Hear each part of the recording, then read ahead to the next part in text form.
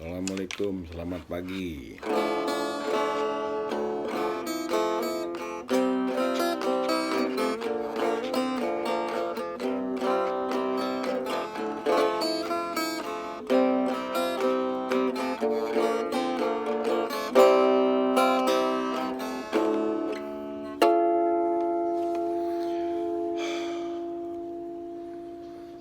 Orang banyak yang nanya gitu kan, kenapa sih kok cerita Robert Sujasmin tuh terus dinaikin gitu kan. Jawabannya sederhana sekali, karena banyak hal yang harus diteliti, dibuka, dan jadi pengetahuan bersama, sehingga tidak terulang lagi kejadian seperti itu gitu kan. Jadi model-model orang dirampas tanahnya itu cukuplah di zaman dulu gitu kan. Sekarang kan di zaman saat ini Pak Jokowinya aja udah jelas gitu pengen menyelesaikan ini gitu kan, cerita-cerita di masa lalu, walaupun memang kelihatannya tidak mudah. Dan sebagai gambaran yang entah itu nyambung apa enggak gitu kan, entah itu sengaja atau tidak, tetapi faktanya ke dalam 2 minggu ini ketika Pak Robert Sujasmin yang tanahnya dirampas itu diangkat terus kasusnya, 2 hari yang lalu Pak Jokowi datang ke Bekasi dan ke tempat itu gitu kan, ke perusahaan itu, walaupun tanahnya Pak Robert bukan di Bekasi lokasinya gitu kan, sehingga rame gitu kan, sampai ngembet-ngembet itu Detikcom bikin apa gitu kan, rame gitu kan. Begitu diteliti lagi, ternyata Pak SBY jadi komisaris utamanya Detikcom. Ya mungkin Pak SBY kan sekarang sedang berduka gitu kan, kehilangan orang yang sangat dicintainya, yang sekian tahun menemaninya. Dan kita tahu juga selama jadi ibu negara kan begitu mengademkan negeri ini gitu kan. Sekarang beliau sudah berpulang, ya sedang berduka, mungkin diajak ke Detikcom paling nggak bisa ngobrol. Pak SBY kan seneng berbicara tentang bangsa ini gitu kan. Jadi nggak juga mutlak itu pasti ingin AHY jadi sesuatu gitu kan di 2004, belum tentu juga. Jadi maksud saya ayolah kita justru bangun tuh kebersamaan gitu. Jadi jangan kembangkan terus konflik gitu kan. Jadi ya bisa jadi CT sama Pak SBY kan kenal lama, dalam arti temen ngobrol gitu kan, asik-asik aja, masing-masing tidak berharap sesuatu yang selain mungkin silaturahmi, temen ngobrol, jaga kesehatan gitu-gitulah itu intinya. Jadi jangan terkesan akan ada yang menjatuhkan gitu kan dengan kelompok ABC strategi ini. Enggak lah, sekarang mah zaman COVID, gimana caranya kita fokus supaya bangsa ini selamat lah. Semuanya harus mendukung pemerintah dalam konteks yang positif gitu kan. Jadi kalau ada yang kritik, yang ngasih tahu, yang bicara begini juga, ya mudah-mudahan dipandangnya sebagai bagian daripada kita saling mengingatkan dan memperbaiki. Nah, kembali lagi ke cerita Pak Robert dan perampasan tanah gitu kan. Saya percaya banget kalau negeri ini tidak memberikan keadilan sosial gitu kan, dalam segala bidang, entah itu hukum gitu kan, entah itu ekonomi dan lain-lain, termasuk di dalam soal perampasan tanah ini. Bahayanya negeri itu nggak berkah. Jadi yang cerita Pak Robert Sujasmin ini karena sudah jelas gitu kan, ya tolong dibuka. Dan ini sebenarnya nggak hanya dia saja gitu kan. Kan kalau pada kasus yang lain yang sama-sama sertifikat hak milik gitu kan, beli juga sudah sertifikat hak milik, terus dari semua pengadilan, dari mulai pengadilan negeri, terus kemudian pengadilan tinggi dan Mahkamah Agung, kalah semua gitu kan. Tapi kemudian hari BPN menelitinya kembali dan terbukti beda lokasi, beda objek, error in objek katanya gitu kan. Tapi maksud saya, ini kan kenapa bisa dulu terjadi gitu, dan pengadilan semua kalah. Nah ini harus jadi introspeksi gitu, bukan dalam arti menyalahkan ya, tapi ini harus menjadi introspeksi sendiri untuk BPN gitu, artinya teman-teman di sana gitu. ini ada sesuatu yang seperti ini gitu kan. Sebelum-sebelumnya tentu kita nggak langsung bicara begini, kita datang ke sana bolak-balik gitu kan, kita juga ketemu, kita juga kirim surat. Nah kebetulan COVID mungkin kan work from home, ya kita menggunakan fasilitas ini kan sesuai arahannya Pak Jokowi kan, Presiden bilang kita harus work from home, maka kita menyampaikannya ya dengan media sosial ini karena harus kerja di rumah kan, maklum usia udah mendekati 60 juga gitu kan.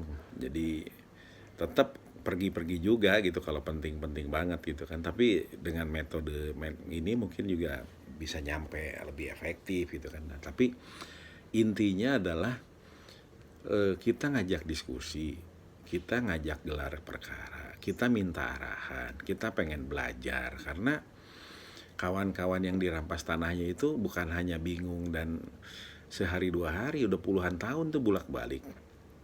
Dan membuktikan dalam kasusnya Ibu Ani, Sri Cahyani dan Pak Robert, sertifikat hak milik itu tidak aman. Padahal kepemilikan tertinggi itu sertifikat hak milik gitu kan. Dan keduanya insya Allah benar gitu kan. Belum lagi kalau kita bicara Ibu Tri gitu kan yang di Balikpapan itu sertifikat hak milik juga. Didi Karsidi gitu kan itu di sekitar Taman Mini sertifikat hak milik juga. Patrick sertifikat hak milik juga gitu kan. Kemudian ada juga yang warga yang rame-rame di Kirai gitu kan, itu udah puluhan tahun mereka tinggal di situ. Kemudian juga Pak Nugroho gitu kan itu di MT Haryono tuh kepres dasarnya, suratnya dulu dipindahin Bung Karno keluarganya ke sana. Kemudian juga ada Sami gitu kan, begitu juga. Tapi intinya balik lagi kita fokus gitu kan. Jadi sebelumnya dan sampai hari ini kita ngajak gelar perkara, ngajak diskusi lah, arahkan lah ini korban-korban ini jangan kesana kemari gitu kan. Jadi dan ini juga mudah-mudahan didengar sama Menteri Menpan RB, didengar sama semua pihak lah, kepolisian juga.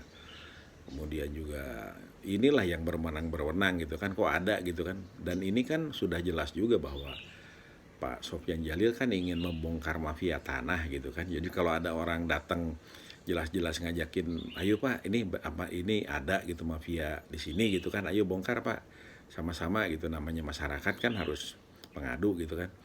Terus nggak dibongkar-bongkar kan, pengen bongkar sesuai versinya aja atau pengen membongkar yang menurut teman-teman mah itu mah penting gitu, memang harus dibongkar, tapi itu mah kelasnya calo, pemalsuan gitu, belum masuk ke mafia perampas tanah yang sesungguhnya gitu kan. Nah ini kita ngajak gitu kan, seperti yang Pak Budi Kendi sampaikan juga gitu kan, Ketua FKMTI, niat baik ini jelas gitu kan, tapi nggak dibongkar-bongkar ya terpaksa kita harus rajin gitu, rajin ngajak bicara begini. Nah tapi fasenya mungkin untuk yang terhormat Bapak Sofyan Djalil, kalau ternyata memang dihambat nggak dibongkar-bongkar, kan harus ada tindakan manajemen dari seorang menteri. Bagaimana kalau misalnya aparatnya tidak melakukan apa yang digariskan Pak Presiden? Kemudian juga ketika Pak Presiden melihat pembantunya yang namanya anggota kabinet tidak melakukan tugasnya gitu kan, arahannya untuk menyelesaikan persoalan ini, tentu harus ada kebijakan politik juga, kan nggak bisa muter-muter terus.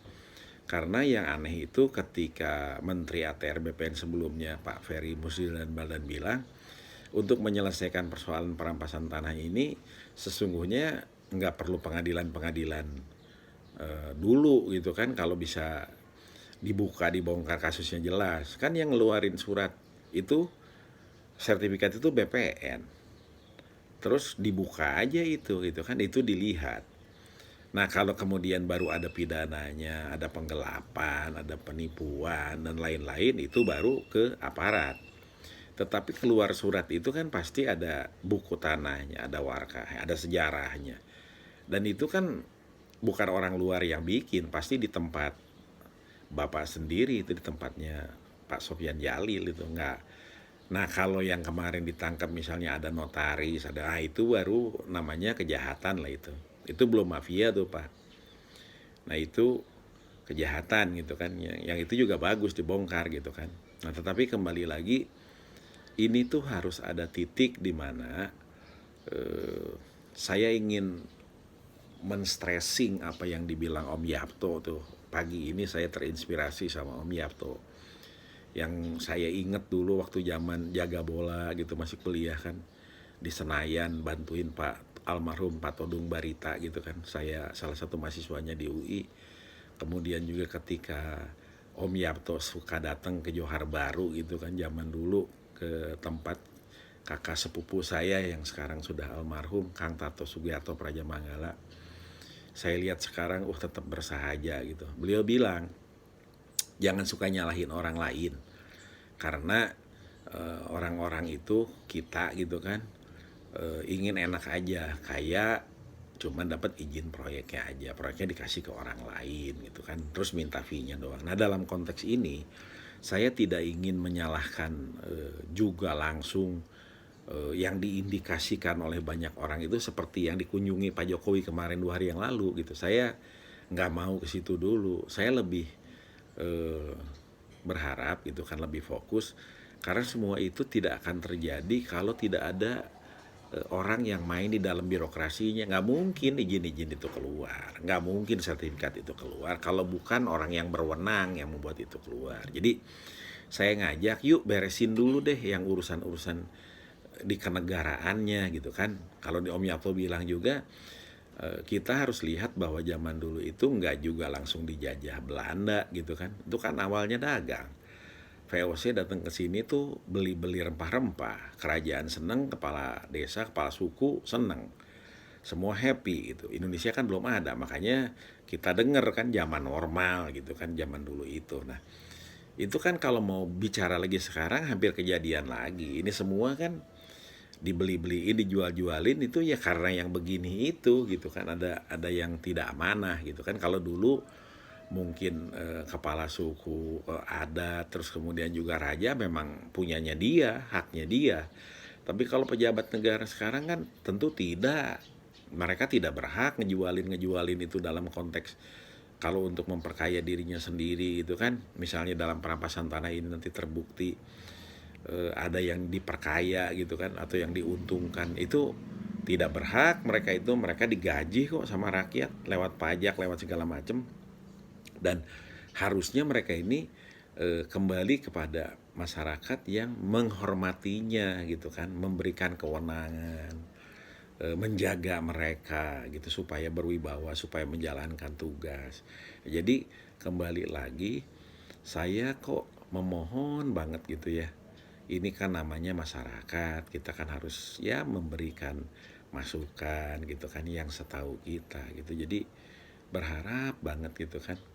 Jadi proses kenegaraan itu berjalan. Nah, kalau misalnya masih rada ragu-ragu, apa iya gitu kan, digelar-gelarin perkara. Nah, kalau misalnya ternyata harus ada pembaharuan di ATR BPN, mungkin Beni Ramdhani yang sekarang jadi kepala B apa ya, yang pekerja migran itu berani itu, dan pernah banyak dia bebasin apa namanya, bukan bebasin tapi menolong orang-orang yang ditindas begini, dan dia paham betul tuh, beliau paham betul. Ada videonya juga kan, dia ceritain secara sederhana. Kemudian juga kalau Bapak Ibu sekalian, teman-teman ingat Bu Susi demikian hebat, itu sebetulnya di belakangnya ada 3 orang minimum, yang namanya Ahmad Santosa atau panggilan saya Kang Ota, Mas Ota, Kang Mas Ota. Terus ada Pak Yunus Hussein yang dulu di PPATK, itu yang ada di Satgas apa namanya, penertiban kapal-kapal asing itu, sehingga tenggelam-tenggelapin. Di sini kalau keduanya dijadiin dirjen mungkin, atau kalau menteri atau menteri misalnya gitu kan, itu juga mungkin akan jadi pembaharuan yang luar biasa di ATR BPN. Terus kemudian juga kalau memang arahnya ke arah kerakyatan gitu kan, ada Bang Faisal Basri itu kan, bisa juga di situ.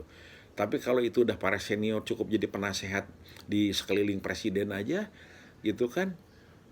Ada Arif Budi Handono juga tuh yang ketua ILUNI, kalau kerjanya itu hebat, orangnya rendah hati, dijadiin apa aja mau gitu kan, padahal sebenarnya kapasitasnya luar biasa besar.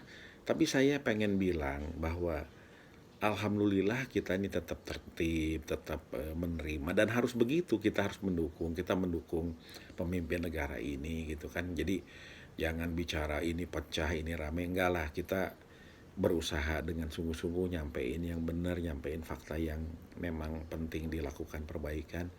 Nah, tapi intinya tolonglah Pak, ini jangan dibiarkan terus yang begini-begini. Ini yang perampasan tanah tuh Robert udah 30 tahun. Kemudian juga ada namanya Rusli juga udah 26 tahun. Budi Kendi udah lebih dari 10 tahun. Bu Ani lebih dari 7 tahun. Dan yang lain-lain itu di mana-mana itu puluhan tahun dan nggak selesai-selesai. Nah, saatnya sekarang di eranya Pak Jokowi mudah-mudahan gitu kan ini bisa selesai-selesai, di samping tanah-tanah yang habis yang sebelumnya diberikan izin kepada yang besar-besar gitu kan, kalau itu memang mau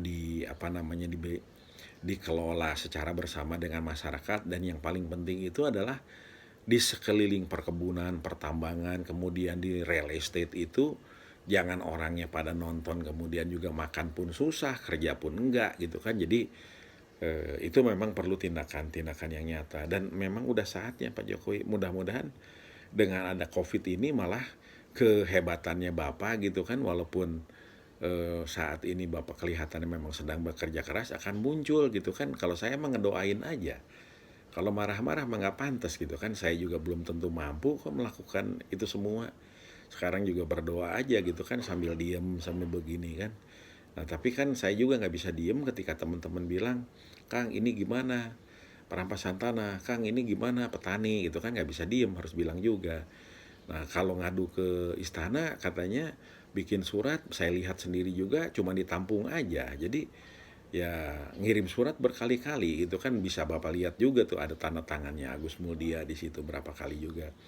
Kan tidak ada yang lanjuti, ditanya belum ini belum itu sampai hari ini. Jadi mohon maaf, ini pilihan yang memang diambil karena terpaksa. Tetapi intinya Pak, kita semua ini pengen negara ini maju dan sayang kepada para pemimpin ini, dan juga kita insya Allah juga terus mendoakan supaya hidayah dan rahmat ini datang terus kepada bangsa ini dan kita semua bisa menemukan solusi dari semua persoalan. Jadi tolong Pak, ini tolong banget, tolong banget. Jadi mudah-mudahan lah dengan semua ini bisa kebuka. Jadi mohon juga kepada sekelilingnya Bapak ini, itu kan jangan bilang bahwa maaf saya hanya ngurus urusan rumah tangga, maaf saya hanya ngurusan ini, kalau lapor begini harus ke KSP, kalau lapor begini harus ke menteri. Ya jangan begitulah. Kalau yang baik yang benar kenapa nggak disampaikan gitu kan, kenapa nggak diobrolin. Kan begini lebih bagus diobrolin, dimusyawarahin sehingga ketemu yang sebenarnya dan ada jalan keluarnya. Jadi kira-kira begitu. Mudah-mudahan teman-teman juga yang punya akses, yang punya kesempatan bisa menyampaikannya, ikut menyampaikan supaya ini makin baik dan bisa selesai. Demikian, terima kasih. Assalamualaikum.